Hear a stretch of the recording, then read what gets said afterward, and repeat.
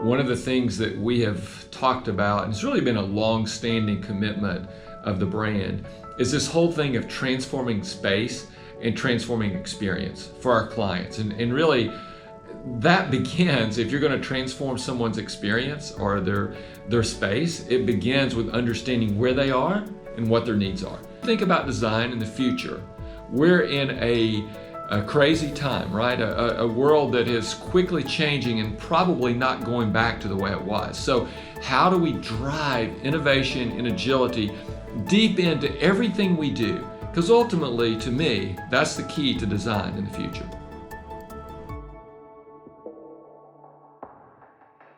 As we look at product design, it's important that we're looking at how to design for the physical space, but also for the experiential space.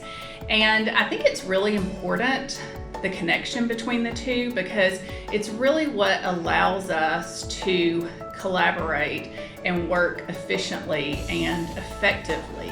We have to look at adaptive spaces. Obviously, everybody may not be back in the office, and so how do we look at spaces that can be used for in-person meetings, but also virtual meetings? So making sure that our technology is up to date and that the room can be flexible enough depending on what work we're doing that day. You know, where we work, we want that to be an active space, but still have safety in mind. So how do we use the floor intuitively? Maybe it's showing distancing, maybe it's circulation, maybe it's the function of a space that may change. And so I think we'll accelerate how we're using the floor to really show those sensory cues that are important as we get back to the office.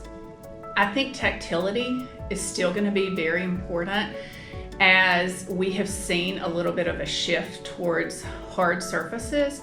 But I think we are going to have to balance the acoustics, knowing that a lot of the spaces that we used before are going to have different functions. And so, you know, how do we look at the products that we're putting in a space to make sure that we are enhancing that for the user of the space? So you think about like biophilic design, and how is that incorporated into each space? So wood visuals are a great way to do that. It helps bring a lot of warmth into the space, especially if you're dealing with a lot of like really smooth surfaces. And obviously, you know, today we want to make sure that our surfaces look clean, that they can be sanitized. And so, you know, wood visuals allow us to bring a little more warmth, a little more nature into the space.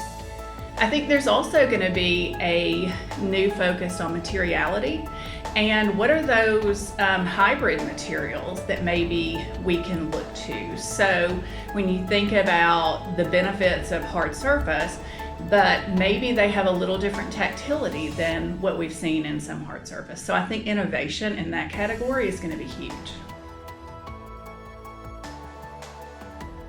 At PacCraft, one of the things that we have really tried to do is to become a thought partner for all of our connections in the industry, and be involved in those conversations and try to understand, you know, what are the needs and what are the gaps and how can we help fill those. You know, when you start looking at the future of design, it's not one thing, it's not one product, it's not one solution. It's really, as we started, about agility and innovation. It's about looking at the things as they come to us, and they're changing rapidly. Every day something changes. But with those changes, how do we quickly put in play new solutions that are creatively solving the problems of our clients?